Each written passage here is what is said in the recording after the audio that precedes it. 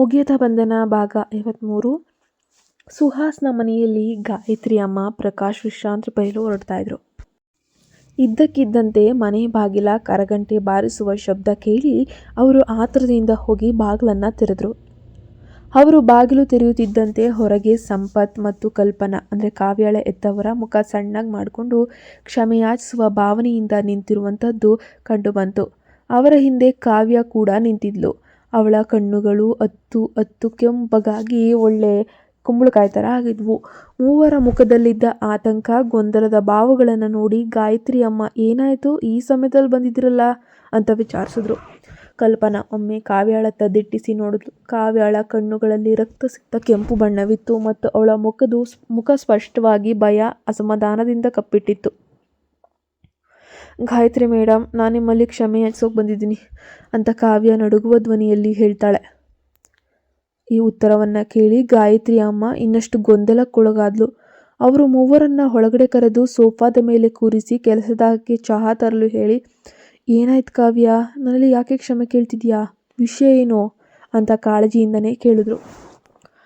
ಅದು ಕಾವ್ಯ ತಲೆ ತಗ್ಗಿಸಿ ಕುಳಿತಿದ್ದಾಳೆ. ಗಾಯತ್ರಿ ಅಮ್ಮನ ಕಣ್ಣುಗಳಲ್ಲಿ ನೇರವಾಗಿ ನೋಡುವ ಧೈರ್ಯ ಅವಳಿಗಿರಲಿಲ್ಲ. ಅಮ್ಮ, ನಿನ್ನೆ ಬೆಳಗ್ಗೆ ನೀವು ಅನ್ವಿತಾಳನ್ನ ನನ್ನ ಕಾರಿನಲ್ಲೇ ಹತ್ತೋಕೆ ಹೇಳಿದ್ರಲ್ವಾ, ಹಾಗಾಗಿ ನಾನು ಅವಳನ್ನು ಸದ್ದಿಲ್ಲದೆ ಪ್ರೀತಿಯಿಂದನೇ ಕಿಂಡರ್ ಗಾರ್ಡನ್ಗೆ ಕರೆದೊಯ್ಯಬಹುದು ಅಂತ ಭಾವಿಸಿ ನಾನು ಕರ್ಕೊಂಡು ಹೋದೆ. ಆದರೆ ಅರ್ಧ ದಾರಿಯಲ್ಲೇ ಅವಳು ಹಠ ಹಿಡಿದು ಕಾರಿನಿಂದ ಇಳಿಯೋಕೆ ಒತ್ತಾಯಿಸಲು ಪ್ರಾರಂಭಿಸಿದ್ಲು. ಚಲಿಸುವ ಕಾರಿನ ಬಾಗಿಲನ್ನು ತೆರೆಯುವುದು ಎಷ್ಟು ಅಪಾಯಕಾರಿ ಅಂತ ತಿಳಿದಿದ್ರು ಕೂಡ ಅವಳು ಬಾಗಿಲು ತೆರೆಯೋಕೆ ಅಂತ ಹೇಳಿಬಿಟ್ಟು ತುಂಬ ಪ್ರಯತ್ನಿಸಿದ್ಲು. ನಾನು ಅವಳನ್ನು ತಡೆಯಲು ತುಂಬ ಪ್ರಯತ್ನಿಸಿದೆ. ಆದರೆ ಒಂದು ಕ್ಷಣ ನಿಲ್ಲಿಸಿ ನಟನೆಯ ಕಣ್ಣೀರನ್ನು ಸುರಿಸುತ್ತಾ ಕಾವ್ಯ ಮುಂದುವರಿಸಿದ್ಲು. ನಾನು ಎಷ್ಟು ಹೇಳಿದ್ರು ಅವಳು ನನ್ನ ಮಾತನ್ನು ಕೇಳಲೇ ಇಲ್ಲ. ಕೊನೆಗೆ ನಾನು ತೀವ್ರ ಆತಂಕ ಮತ್ತು ಕೋಪಕ್ಕೆ ಒಳಗಾಗಿ ಕಾರನ್ನು ರಸ್ತೆ ಬದಿಯಲ್ಲೇ ನಿಲ್ಲಿಸಿ ಅವಳಿಗೆ ಕೋಪದಲ್ಲಿ 1-2 ಬಾರಿ ಹೊಡೆದು ಬಿಟ್ಟೆ. ಕಾವ್ಯ ಪುಟ್ಟ ಅನ್ವಿತಾಳ ಮೇಲೆ ಕೈ ಎತ್ತಿದ್ದಾಳೆ ಅಂತ ಕೇಳಿದ ಮರುಕ್ಷಣವೇ ಗಾಯತ್ರಿ ಅಮ್ಮ ಪ್ರಕಾಶ್ ಅವರ ಮುಖದಲ್ಲಿ ಕಪ್ಪಾದ್ವು. ಕಾವ್ಯ ಕರುಣಾಜನಕ ಧ್ವನಿಯಲ್ಲಿ ನಟಿಸುತ್ತಾ, ನಾನು ಅದನ್ನು ಉದ್ದೇಶಪೂರ್ವಕವಾಗಿ ಮಾಡಲಿಲ್ಲ ಅಮ್ಮ, ಮಗುವಿಗೆ ಹಾಗೆ ಹೊಡೆಯಬಾರದಿತ್ತು ಅಂತ ಹೇಳಿ ನನಗೂ ತಿಳಿದಿದೆ. ಅನ್ವಿತಾ ತುಂಬ ಮುದ್ದಾದ ಮಗು, ಅವಳು ನಿಮ್ಮ ಮನೆಯ ರಾಜಕುಮಾರಿ. ಈಗಲೂ ಸಹ ಹಾಗೆ ಮಾಡಿದ್ದಕ್ಕಾಗಿ ನನ್ನನ್ನು ನಾನೇ ಹೊಡೆದುಕೊಳ್ಳಬೇಕು ಅಂತಲೂ ಅನ್ನಿಸ್ತಾ ಇದೆ. ಆಗ ನಾನು ಇನ್ನಷ್ಟು ತಾಳ್ಮೆಯಿಂದ ಇರಬೇಕಾಗಿತ್ತು ಅಂತ ತೀವ್ರ ಪಶ್ಚಾತ್ತಾಪ ಪಡುವಂತೆ ನಟಿಸೋಕೆ ಶುರು ಮಾಡಿಕೊಂಡ್ಳು. ಅವಳ ಆ ದುಃಖದ ಭಂಗಿಯನ್ನು ನೋಡಿ ಗಾಯತ್ರಿ ಅಮ್ಮ ಕತ್ತಲೆ ಆಗಿದ್ದ ಮುಖಭಾವ ಕೊಂಚ ಸಡಿಲವಾಯಿತು. ಕಾವ್ಯ, ನೀನು ಮಾಡಿದ ತಪ್ಪು ಅಂತ ನಿನಗೆ ಅರಿವಾಗಿದ್ರೆ ತುಂಬ ಒಳ್ಳೆಯದು. ಆದರೆ ನಮ್ಮ ಬಳಿ ಬಂದು ಕ್ಷಮೆ ಕೇಳುವುದರಿಂದ ಏನೂ ಪ್ರಯೋಜನವಿಲ್ಲ. ಬದಲಾಗಿ ಹೋಗಿ ಆ ಪುಟ್ಟ ಅನ್ವಿತಾಳ ಬಳಿ ಕ್ಷಮೆ ಕೇಳು. ಇನ್ಮುಂದೆ ಎಂದೂ ಮಗುವಿನ ಮೇಲೆ ಕೈ ಎತ್ತುವ ತಪ್ಪು ಮಾಡೋಕ್ಕೆ ಹೋಗಬೇಡ ಅಂತ ಹೇಳಿದ್ರು. ಗಾಯತ್ರಿ ಮೇಡಮ್, ನನಗೂ ಅದೇ ಯೋಚನೆ ಇತ್ತು. ಆದರೆ ವಿಷಯ ಸುಹಾಸ್ಗೆ ತಿಳಿದು ಹೋಗಿದೆ. ಅವನು ನನ್ನ ಮೇಲೆ ಕೋಪಗೊಂಡಿದ್ದಾನೆ ಅಂತ ಹೇಳಿ ಕಾವ್ಯ ನಿಜವಾದ ಭಯವನ್ನು ಹೊರಹಾಕಿ ಡೈರೆಕ್ಟಾಗಿ ವಿಷಯಕ್ಕೆ ಬಂದ್ಲು. ಅವನಿಗೆ ಕೋಪ ಬರುವುದು ಸಹಜ ಕಾವ್ಯ. ಅನ್ವಿತಾ ಅಂದರೆ ಅವನಿಗೆ ಪ್ರಾಣ ಅಲ್ವೇ. ನೀನು ಅವನ ಜೊತೆ ನಿಧಾನವಾಗಿ ಮಾತಾಡಿ ತಿಳಿ ಹೇಳಬೇಕು ಅಂತ ಗಾಯತ್ರಿ ಅಮ್ಮ ಹೇಳ್ತಾರೆ. ಆದರೂ ಸುಹಾಸ್ ಈ ವಿಚಾರದಲ್ಲಿ ತೀರಾ ಅತಿಯಾಗಿ ಹಾಡ್ತಾ ಇದ್ದಾನೆ, ಕೋಪಿಸ್ಕೊಂಡಿದ್ದಾನೆಂದು ಅವರಿಗೆ ಅನ್ನಿಸ್ತು. ಗಾಯತ್ರಿ ಅಮ್ಮ ಹಾಗೆ ಹೇಳಿದಾಗ ಕಾವ್ಯಾಳ ಮುಖ ಇನ್ನಷ್ಟು ಬಿಳಿಚಿಕೊಳ್ಳುತ್ತೆ. ಸುಹಾಸ್ ನನ್ನನ್ನು ಕ್ಷಮಿಸುವುದಾದರೆ ಅವನು ಹೇಳಿದ ಯಾವುದೇ ಶಿಕ್ಷೆಯನ್ನು ಕೂಡ ಅನುಭವಿಸಲು ನಾನು ಸಿದ್ಧಳಾಗಿದ್ದೀನಿ. ಆದರೆ ಅಂತ ಯುವತಿ ಮಾತು ಮುಗಿಸದೆ ಹಿಂದೆ ಸರಿದ್ಲು. ಅಷ್ಟರಲ್ಲಿ ಕಾವ್ಯಾಳ ತಾಯಿ ಕಲ್ಪನಾ ಮಧ್ಯ ಪ್ರವೇಶಿಸಿ, ಗಾಯತ್ರಿ ಮೇಡಮ್, ವಿಷಯ ಎಷ್ಟು ಗಂಭೀರವಾಗಿದೆ ಅಂತ ನಿಮ್ಗೆ ತಿಳಿತಿಲ್ಲ. ಸುಹಾಸ್ ತೀರಾ ಕಠಿಣವಾದ ನಿರ್ಧಾರ ತಳೆದಿದ್ದಾನೆ. ಅವನು ಕಾವ್ಯಾಳನ್ನು ಸಂಪೂರ್ಣವಾಗಿ ತೊರೆಯೋಕೆ ನಿರ್ಧರಿಸಿದ್ದಾನೆ ಅಂತ ಆತಂಕದಿಂದ ಹೇಳಿದ್ಲು. ಸುಹಾಸ್ ತೀವ್ರ ಕೋಪಗೊಂಡಿದ್ದಾನೆ. ನಿನ್ನೆ ರಾತ್ರಿ ಅವನು ನಿಜಕ್ಕೂ ಹುಚ್ಚನಂತೆ ಕಾಣಿಸ್ತಿದ್ದ. ಅವನು ಕಾವ್ಯಾಳ ಮೇಲೂ ಹಲ್ಲೆ ನಡೆಸಿದ್ದಾನೆ. ಬೇಕಿದ್ರೆ ನೀವೇ ನೋಡಿ ಅಂತ ಹೇಳಿ ಕಲ್ಪನಾ ಆತಂಕದಿಂದ ಹೇಳುತ್ತಾ ಕಾವ್ಯಾಳ ಕೂದಲನ್ನು ಬೆನ್ನಿನಿಂದ ಮೇಲಕ್ಕೆತ್ತಿ ಅವಳ ಕುತ್ತಿಗೆಯ ಮೇಲಿದ್ದ ಕಪ್ಪಾಗಿದ್ದ ಗಾಯದ ಗುರುತುಗಳನ್ನು ಅವರಿಗೆ ತೋರಿಸ್ತಾಳೆ.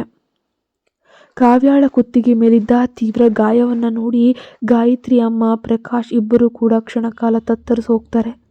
ತಮ್ಮ ಮಗ ಸುಹಾಸ್ ಒಬ್ಬ ಹೆಣ್ಣೊಂದಿಗೆ, ಅದು ಇಷ್ಟು ವರ್ಷಗಳಿಂದ ಜೊತೆಯಲ್ಲಿರುವಂತಹ ಕಾವ್ಯಾಳೊಂದಿಗೆ ಇಷ್ಟೊಂದು ಕ್ರೂರವಾಗಿ ಅಸಭ್ಯವಾಗಿ ನಡೆದುಕೊಳ್ತಾನೆ ಅಂದರೆ ಏನರ್ಥ?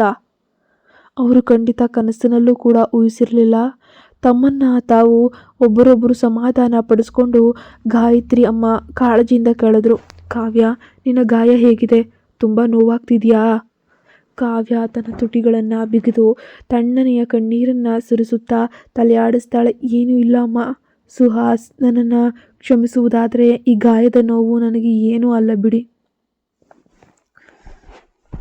ಕಾವ್ಯಾಳ ಆ ದುಃಖದ ಮುಖ ಮತ್ತು ಕುತ್ತಿಗೆಯ ಮೇಲಿನ ಒಂದು ಗಾಯವನ್ನು ಕಂಡ ಗಾಯತ್ರಿ ಅಮ್ಮನ ಮನಸ್ಸಿನಲ್ಲಿದ್ದ ಅಸಮಾಧಾನ, ಕೋಪ ಸ್ವಲ್ಪ ಕಡಿಮೆಯಾಯಿತು. ಇಷ್ಟು ವರ್ಷಗಳಿಂದ ಕಾವ್ಯ ತಮ್ಮ ಕುಟುಂಬಕ್ಕಾಗಿ ಮತ್ತು ಸುಹಾಸ್ಗೋಸ್ಕರ ಏನೆಲ್ಲ ಮಾಡಿದ್ದಾಳೆ, ಎಷ್ಟು ವರ್ಷ ಕಾದಿದ್ದಾಳೆ ಅನ್ನೋವಂಥದ್ದು ಅವರು ತಮ್ಮ ಕಣ್ಣುಗಳಿಂದಲೇ ನೋಡಿದ್ರು. ಇದಲ್ಲದೆ ಪುಟ್ಟ ಅನ್ವಿತಾ ಇತ್ತೀಚೆಗೆ ಸ್ವಲ್ಪ ಹಠಮಾರಿ, ಯಾರ ಮಾತಿಗೂ ಮಣಿಯದ ಮಗುವಾಗಿ ಬದಲಾಗಿದ್ಲು ಎಂಬುದು ಕೂಡ ತುಂಬ ನಿಜವೇ ಆಗಿತ್ತು. ಹೊರಗಿನವರಿಗೆ ಅಥವಾ ತಾಯಿ ಇಲ್ಲದವರಿಗೆ ಅವಳನ್ನು ಸಂಭಾಳಿಸೋದು ಸವಾಲಿನ ಕೆಲಸವೇ ಸರಿ. ಹಾಗಾದರೆ ಈ ಪರಿಸ್ಥಿತಿಯ ಒತ್ತಡದಲ್ಲಿ ಕಾವ್ಯ ಅನ್ವಿತಾಳಿಗೆ ಒಂದೆರಡು ಪೆಟ್ಟು ಬಾರಿಸಿರಬಹುದು ಅಂತ ಗಾಯತ್ರಿ ಅಮ್ಮ ಕಾವ್ಯಾಳ ಪರವಾಗಿ ಯೋಚಿಸಿ ಪರಿಸ್ಥಿತಿಯನ್ನು ಅರ್ಥ ಮಾಡಿಕೊಂಡ್ರು. ಕಾವ್ಯ, ಸುಹಾಸ್ ಕೋಪದಲ್ಲಿದ್ದಾರೆ. ಅವನ ಈ ಅತಿಯಾದ ನಡವಳಿಕೆಯ ಪರವಾಗಿ ನಾನೇ ನಿಮ್ಮಲ್ಲಿ ಕ್ಷಮೆ ಕೇಳ್ತೀನಿ. ಈ ಘಟನೆಯನ್ನು ಮನಸ್ಸಿನಲ್ಲೇ ಇಟ್ಕೊಂಡು ದಯವಿಟ್ಟು ನೋವು ಮಾಡಿಕೊಳ್ಬೇಡ ಅಂತ ಹೇಳ ಗಾಯತ್ರಿ ಅಮ್ಮ ಕಾವ್ಯಾಳ ಬಳಿ ವಿನಮ್ರವಾಗಿ ಕ್ಷಮೆಯನ್ನು ಕೇಳಿದ್ರು. ಆದರೆ ಕಾವ್ಯಾಳ ಕಣ್ಣುಗಳಿಂದ ಮತ್ತಷ್ಟು ನೀರು ಧಾರೆ ಧಾರಿಯಾಗಿ ಸುರಿತು. ನಾನು ಚೆನ್ನಾಗಿದ್ದೀನಮ್ಮ, ಆದರೆ ಇನ್ನು ಮುಂದೆ ನಾನು ಸುಹಾಸ್ ಜೊತೆ ಇರಲು ಸಾಧ್ಯವಿಲ್ಲ ಅನ್ನಿಸ್ತಿದೆ. ಅನ್ವಿತಾಳನ್ನು ನೋಡಿಕೊಳ್ಳಲು ನನ್ನಿಂದ ಸಾಧ್ಯವಾಗ್ತಿಲ್ಲ. ನೀವು ನನ್ನ ಮೇಲಿಟ್ಟಿದ್ದ ಅಪಾರ ನಂಬಿಕೆಗೆ ನಾನು ದ್ರೋಹ ಮಾಡಿಬಿಟ್ಟೆ. ಸುಹಾಸ್ ಈಗ ನನ್ನನ್ನು ಬಿಟ್ಟು ಅಶ್ವಿನಿಯನ್ನೇ ತನ್ನ ಬಾಳ ಸಂಗಾತಿಯಾಗಿ ಆರಿಸ್ಕೊಂಡಿದ್ದಾರೆ. ನಾನು ಖಂಡಿತವಾಗಿಯೂ ಅವರಿಬ್ಬರ ಜೋಡಿಯನ್ನು ಮನಸ್ಸಾರೆ ಆಶೀರ್ವದಿಸ್ತೇನೆ ಎಂದು ಅತ್ಯಂತ ದೀನವಾಗಿ ಹೇಳಿದ್ಲು. ಕಾವ್ಯ ಕಣ್ಣೀರನ್ನು ಸುರಿಸುತ್ತಾ ಹೇಳಿದ ಮಾತುಗಳನ್ನು ಕೇಳಿ ಗಾಯತ್ರಿ ಅಮ್ಮನ ಹುಬ್ಬುಗಳು ತಕ್ಷಣವೇ ಸುಕ್ಕುಗಟ್ಟಿದ್ವು. ಕಾವ್ಯ, ನೀನು ಏನು ಮಾತಾಡ್ತಿದೀಯಾ? ಏನು ಹೇಳ್ತಾ ಇದೀಯ ನೀನು? ಸುಹಾಸ್ ಮತ್ತೆ ಅಶ್ವಿನಿ ಜೊತೆ ಒಂದಾಗಲು ಸಾಧ್ಯವೇ ಇಲ್ಲ. ನಾನು ನಿನಗೆ ಮುಂಚಿತವಾಗಿಯೇ ಅದ್ರ ಬಗ್ಗೆ ಕಟ್ಟುನಿಟ್ಟಾಗಿ ಹೇಳಿದ್ದೀನಲ್ವಾ? ಅವಳ ಜೊತೆ ಯಾವುದೇ ಸಂಬಂಧ ಬೆಳೆಸುವಂಥದ್ದು ನಮ್ಮ ಉದ್ದೇಶ ನಮಗಿಲ್ಲ ಅಂತ ಅವನು ನನಗೆ ಸ್ಪಷ್ಟಪಡಿಸಿದ್ದಾನೆ ಕೂಡ.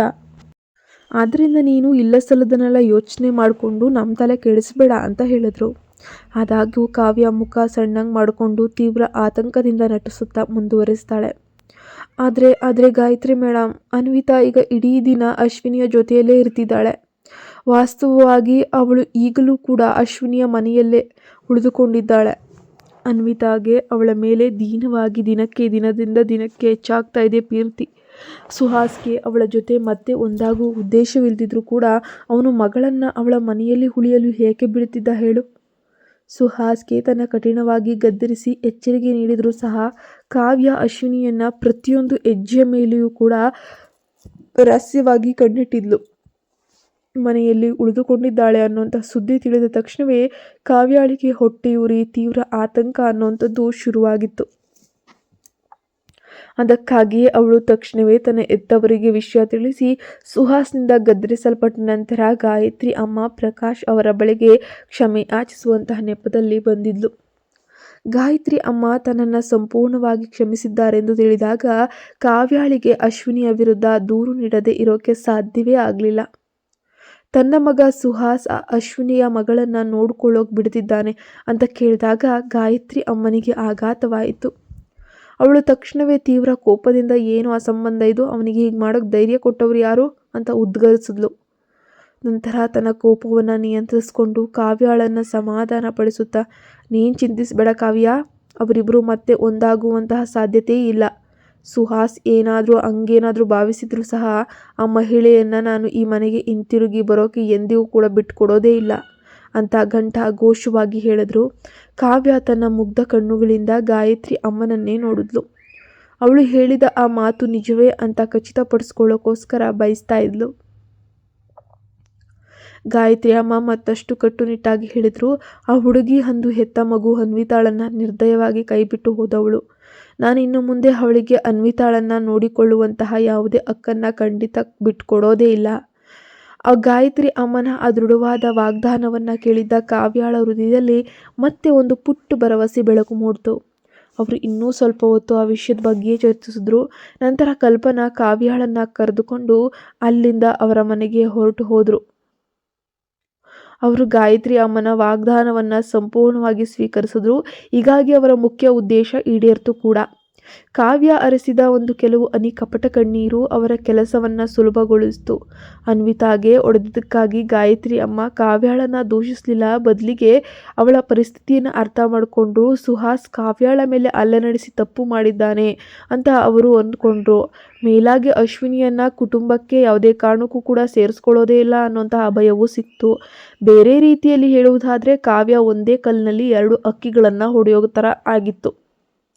ಕಾವ್ಯ ಹೊರಟು ಹೋದ ನಂತರವೂ ಕೂಡ ಗಾಯತ್ರಿ ಅಮ್ಮನಿಗೆ ರಾತ್ರಿಯಿಡೀ ನಿದ್ದೆಯೇ ಬರಲಿಲ್ಲ. ಕಾವ್ಯಾಳನ್ನು ಸಮಾಧಾನಪಡಿಸಲು ಮಾತ್ರ ಅವರು ಆ ಮಾತನ್ನು ಹೇಳಿರಲಿಲ್ಲ. ಬದಲಾಗಿ ನಿರ್ದಯಿ ಮಹಿಳೆ ಅಶ್ವಿನಿಯನ್ನು ಅವರು ನಿಜವಾಗಿಯೂ ತೀವ್ರವಾಗಿ ದ್ವೇಷ ಮಾಡ್ತಾಯಿದ್ರು. ಆ ನಿರ್ದಯಿ ಮಹಿಳೆ ಅಂದು ಸುಹಾಸ್ ಮತ್ತು ಅಸಗೂಸು ಅನ್ವಿತಾಳನ್ನು ಯಾವುದೇ ಕನಿಕರವಿಲ್ಲದೆ ತ್ಯಜಿಸಿ ಹೋಗೋಕ್ಕೆ ಸಾಧ್ಯವಾಗಿದ್ದರೆ ನಾಳೆ ಮತ್ತೆ ಹಾಗೆ ಮಾಡುವುದಿಲ್ಲ ಅಂತ ನಂಬುವುದಾದರೂ ಹೇಗೆ ಅಂತ ಗಾಯತ್ರಿ ಅಮ್ಮ ತೀವ್ರವಾಗಿ ಯೋಚನೆ ಮಾಡೋಕ್ಕೆ ಶುರು ಮಾಡ್ಕೊಳ್ತಾರೆ. ನನ್ನ ಮಗ ಸುಹಾಸ್ ಮನಸ್ಸಿನಲ್ಲಿ ನಿಜಕ್ಕೂ ಏನು ಹೊಡ್ತಿದೆ ಅವನಿಗೆ ಅಂತ ನನಗಂತೂ ಅರ್ಥನೇ ಆಗ್ತಾಯಿಲ್ಲಪ್ಪ ಅಂತ ಗಾಯತ್ರಿ ಅಮ್ಮ ಚಿಂತಾಕ್ರಾಂತರಾದರು. ಅವನು ಮತ್ತೆ ಆ ಅಶ್ವಿನಿಯನ್ನೇ ಏನಾದರೂ ಕುಟುಂಬದಲ್ಲಿ ಸೊಸೆಯನ್ನಾಗಿ ಮಾಡುವಂತಹ ಬಗ್ಗೆ ಏನಾದರೂ ಆಲೋಚನೆ ಮಾಡ್ತಾ ಇದ್ದಾನಾ? ಅದರ ಬಗ್ಗೆ ಯೋಚಿಸ್ತಿದ್ದಂತೆಯೇ ಗಾಯತ್ರಿ ಅಮ್ಮನ ಕೋಪದ ಜ್ವಾಲೆ ಅನ್ನೋದು ಜ್ವಾಲಾಮುಖಿಯ ಹಾಗೆ ಹೆಚ್ಚಾಯಿತು.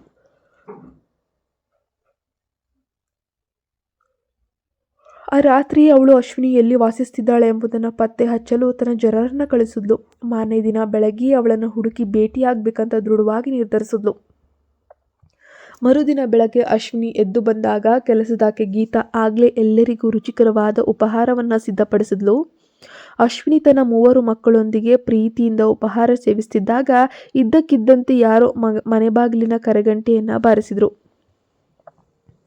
ಅಶ್ವಿನಿ ಗೀತಾಳಿಗೆ ಮಕ್ಕಳನ್ನು ನೋಡ್ಕೊಳ್ಳೋಕೆ ಹೇಳಿ ತಾನೇ ಬಾಗಿಲು ತೆರೆಯಲು ಹೋಗ್ತಾಳೆ. ಮೊದಲಿಗೆ ಸುಹಾಸ್ ಮಕ್ಕಳನ್ನು ಬಹುಶಃ ಕಿಂಡರ್ ಗಾರ್ಡನ್ಗೆ ಕರೆದೊಯ್ಯಲು ಬಂದಿರಬಹುದೇನೋ ಅಂತ ಹೇಳಿ ಅವಳು ಭಾವಿಸಿದ್ಲು. ಆದರೆ ಅವಳು ಬಾಗಿಲು ತೆರೆದ ತಕ್ಷಣ ಹೊರಗೆ ನಿಂತಿದ್ದ ವ್ಯಕ್ತಿಯನ್ನು ಕಂಡು ಆಘಾತದಿಂದ ಶಿರಬಾಗಿದಂತಾದ್ಲು. ಏನಾಯಿತು? ನನ್ನ ಗುರುತಿಸಲು ಸಹ ಆಗುತ್ತಿಲ್ಲವೇ? ಗಾಯತ್ರಿ ಅಮ್ಮ ಬಾಗಿಲಿನಲ್ಲಿ ಅತ್ಯಂತ ಗಂಭೀರವಾಗಿ ಪ್ರತಿಷ್ಠಿತ ಶ್ರೀಮಂತ ಉಡುಪುಗಳನ್ನು ಧರಿಸಿ ನಿಂತಿದ್ಲು. ಆ ಹಿರಿಯ ಮಹಿಳೆ ಅಶ್ವಿನಿಯನ್ನ ತಲೆಯಿಂದ ಕಾಲಿನವರೆಗೆ ಅಸಹ್ಯ ಹಾಗೂ ಮಂದಹಾಸದ ಒಂದು ನಗುವಿನಲ್ಲಿ ಆ ಒಂದು ಕೋಪದಲ್ಲಿ ನೋಡ್ತಾ ಇದ್ಲು. ನಂತರ ಪುಟ್ಟ ಅನ್ವಿತಾ ನಿಜವಾಗಿಯೂ ಅಶ್ವಿನಿಯ ಮನೆಯಲ್ಲಿ ಇದ್ದಾಳೆಯೇ ಅಂತ ಖಚಿತಪಡಿಸಿಕೊಳ್ಳಲು ಅಂಗಳ ಮತ್ತು ಹಾಲ್ನತ್ತ ಕಣ್ಣನ್ನು ಹಾಯಿಸಿದ್ಲು. ಅಶ್ವಿನಿಗೆ ತಕ್ಷಣವೇ ಪ್ರಜ್ಞೆ ಬರುತ್ತೆ. ಗಾಯತ್ರಿ ಅಮ್ಮ ಅಲ್ಲಿಗೆ ಯಾಕೆ ಬಂದಿದ್ದಾಳೆ ಅನ್ನೋ ಸ್ಪಷ್ಟ ಕಾರಣ ತಿಳಿದಿಲ್ಲವಾದರೂ ಕೂಡ ಆ ಮಹಿಳೆ ಯಾವುದೇ ಸ್ನೇಹಪರ ಒಳ್ಳೆಯ ಭೇಟಿಗೆ ಬಂದಿಲ್ಲ ಅನ್ನೋಂಥದ್ದು ಅವಳು ಕ್ಷಣಾರ್ಧದಲ್ಲಿ ಅರ್ಥ ಆಯಿತು. ಅವಳು ಗಾಯತ್ರಿ ಅಮ್ಮನನ್ನು ಅತ್ಯಂತ ಎಚ್ಚರಿಕೆಯಿಂದ ಸೌಜನ್ಯ ಗೌರವದಿಂದ ಶ್ರೀಮತಿ ವರ್ಮಾ ಬನ್ನಿ ಅಂತ ಸ್ವಾಗತಿಸಿದ್ಲು. ಗಾಯತ್ರಿ ಅಮ್ಮ ಅಸಮಾಧಾನದಿಂದ ತಲೆಯಾಡಿಸುತ್ತಾ ಅವಳ ಕಟುವಾದ ನೋಟ ಬೀರಿ ಅತಿಥಿಗಳನ್ನು ಹೀಗೆ ಬಾಗಿಲಲ್ಲೇ ಕಾಯಿಸೋದು ನಿನ್ನ ಅಭ್ಯಾಸವೇ ಅಂತ ಹೇಳಿದ್ಲು. ಅಶ್ವಿನಿ ತನ್ನ ಉಬ್ಬುಗಳನ್ನು ಗಂಟಾಕಿ ಮುಖದ ಭಾವನೆಗಳನ್ನು ಹದ್ದುಬಸ್ತಿನಲ್ಲಿಟ್ಕೊಂಡು ಪಕ್ಕಕ್ಕೆ ಸರಿದು ಒಳಗೆ ಬನ್ನಿ ಅಂತ ಹೇಳಲು ಗಾಯತ್ರಿ ಅಮ್ಮ ಗಾಂಭೀರ್ಯದಿಂದ ಒಳಗೆ ಹೆಜ್ಜೆ ಹಾಕಿ ಅಶ್ವಿನಿಯ ಆಹ್ವಾನಕ್ಕೂ ಕಾಯದೆ ನೇರವಾಗಿ ಲಿವಿಂಗ್ ರೂಮ್ನಲ್ಲಿದ್ದ ಸೋಫಾದ ಬಳಿ ಹೋಗಿ ಅಧಿಕಾರಯುತವಾಗಿ ಕುಳಿತು. ಗಾಯತ್ರಿ ಅಮ್ಮ ಕಟ್ಟುನಿಟ್ಟಾಗಿ ಸೋಫಾದಲ್ಲಿ ಕುಳಿತಿದ್ದನ್ನು ನೋಡಿ ಅಶ್ವಿನಿ ಪ್ರಶಾಂತವಾಗಿ ಹೋಗಿ ಮನೆ ಬಾಗಿಲನ್ನು ಮುಚ್ಚಿದ್ಲು. ನಂತರ ಅವರ ಎದುರುಗಿದ್ದ ಕುರ್ಚಿಯಲ್ಲಿ ಆರಾಮವಾಗಿ ಕುಳಿತು ಗಾಯತ್ರಿ ಅಮ್ಮನ ಕಣ್ಣುಗಳನ್ನೇ ನೇರವಾಗಿ ದಿಟ್ಟಿಸುತ್ತಾ, ಶ್ರೀಮತಿ ವರ್ಮಾ, ಬೆಳಗ್ಗೆಯೇ ನೀವು ನನ್ನ ಮನೆಯನ್ನು ಹುಡ್ಕೊಂಡು ಬಂದಿರುವುದಕ್ಕೆ ಕಾರಣ ಏನಂತ ನಾನು ತಿಳ್ಕೊಳ್ಬಹುದಾ ಅಂತ ಗಂಭೀರ ಧ್ವನಿಯಲ್ಲೇ ಕೇಳಿದ್ಲು.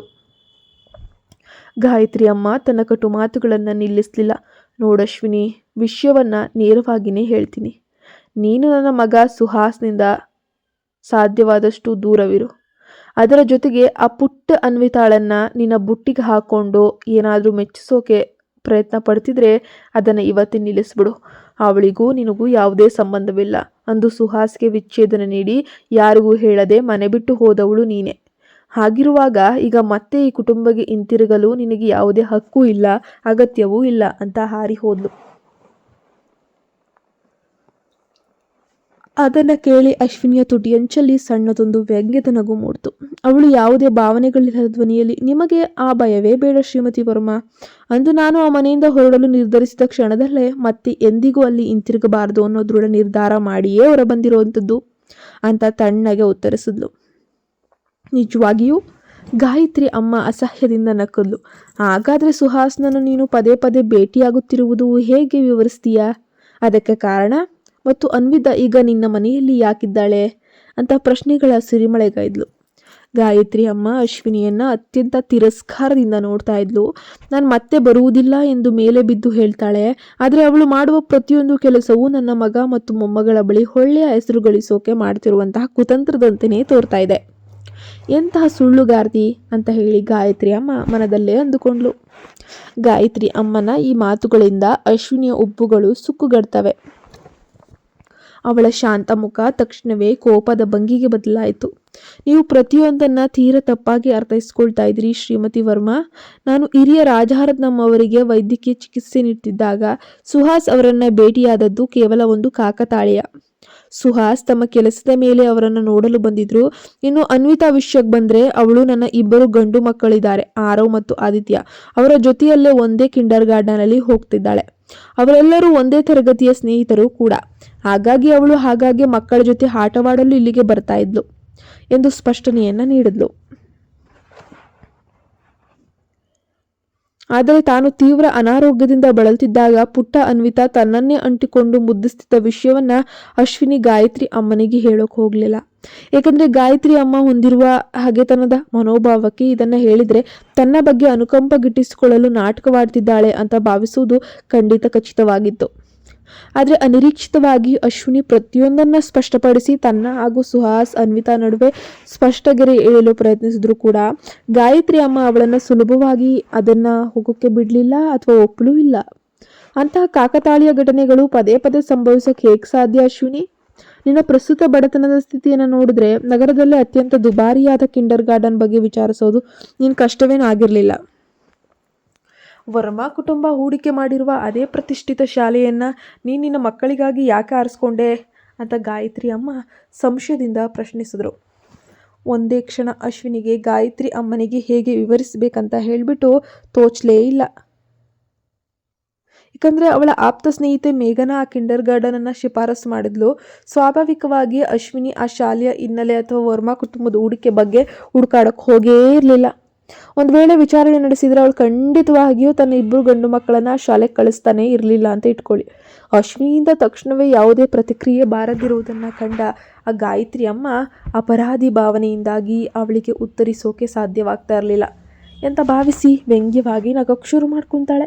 ಅಶ್ವಿನಿ, ನೀನೇನೇ ದೊಡ್ಡ ಯೋಜನೆಯನ್ನು ರೂಪಿಸ್ತಾ ಇದ್ರು ಕೂಡ ಸರಿನೇ, ಆದರೆ ನಾನು ನಿನ್ನನ್ನು ಮತ್ತೆ ಈ ಕುಟುಂಬಕ್ಕೆ ಸೇರಲು ನನ್ನ ಮಗನ ಜೊತೆ ಹೋಗಿ ಎಂದಿಗೂ ಬಿಡೋದಿಲ್ಲ.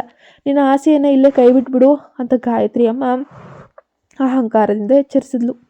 ಅಶ್ವಿನಿ ತನ್ನ ತಲೆಯನ್ನು ಎತ್ತಿ ನೇರ ಕಣ್ಣುಗಳಲ್ಲಿ ದಿಟ್ಟಿಸುತ್ತಾ, ನಿಮ್ಮ ಮನಸ್ಸಿನಲ್ಲಿ ಯಾವುದೇ ಗೊಂದಲ ಬೇಡ ಶ್ರೀಮತಿ ವರ್ಮಾ.